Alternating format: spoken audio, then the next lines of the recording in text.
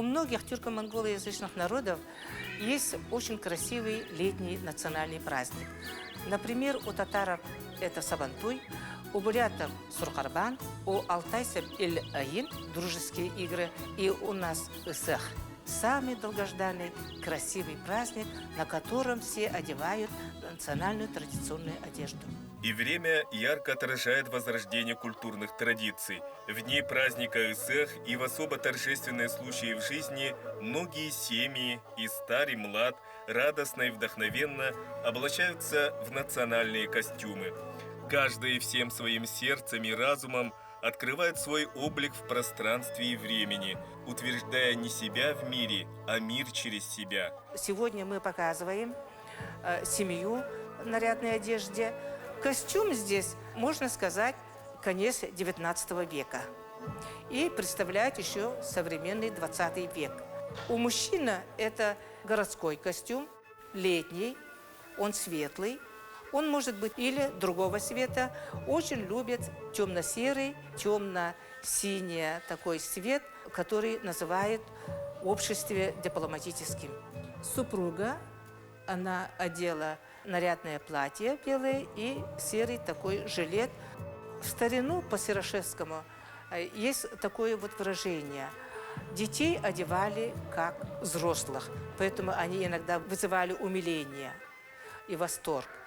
И сегодня у нас вот девочка тоже нарядное платье, и бабушка у нас тоже в таком светлой одежде.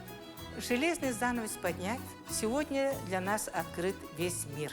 Поэтому очень многие сейчас приобретают материалы в различных странах. Очень хорошо для традиционного платья халадай подходят индийские материалы. Перед нами сейчас платья нарядные, шитые по традиционному канону. Пожалуйста, обратите внимание на головные уборы. Их можно носить платья с платком, можно носить бастыга и можно носить современной шляпой. Тут лишнего нету, нарушений тоже нету. Вместо косметички может носить с собой сумочку. Перед вами верхняя женская нарядная одежда. Это пальто, буктасон и шапка джабака. Часто допускают ошибку, когда шьют пальто, то используют очень дешевые материалы. Например, нетрадиционный мех. Здесь как раз присутствует традиционный мех бобра и красной лисы. Украшения – это серебро и мельхиор, что тоже очень важно. Бисер, он должен быть фарфоровым или стеклярусом, ни в коем случае пластмассовым. Пальто – это 19 век, середина 19 века. Оно выполнено по образцам, которые находятся в Российском этнографическом музее в Санкт-Петербурге. Использован натуральный шелк, что тоже в старину очень часто употребляли. Перед вами вариации летней женской одежды нарядной. Оно может состоять из платья халадай и в комплекте с корсеткой. Парадоксы зачастую тесно дружат с истиной. Никто не спорит с фактом, что со времен миллениума в Якутии носить национальные одежды стало модно. Вы думаете, это пройдет? Нет. Потому как, согласно мудрости Коко Шанель, мода проходит, стиль остается. Обычаи и традиции предков останутся неизменными. Национальный стиль одежды приобретает новые черты, обогащается.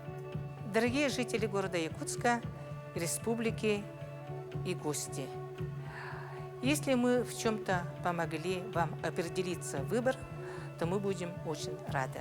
Во время юбилейного Исэха Туймады состоится установление рекорда Гиннесса по самому большому количеству людей в национальных одеждах. Это необычайно зрелищное и масштабное событие произойдет 24 июня в 15 часов на обновленной площадке Кумысапитье. В рекорде могут принять участие все желающие от мала до велика. Главное условие – наличие национального якутского костюма.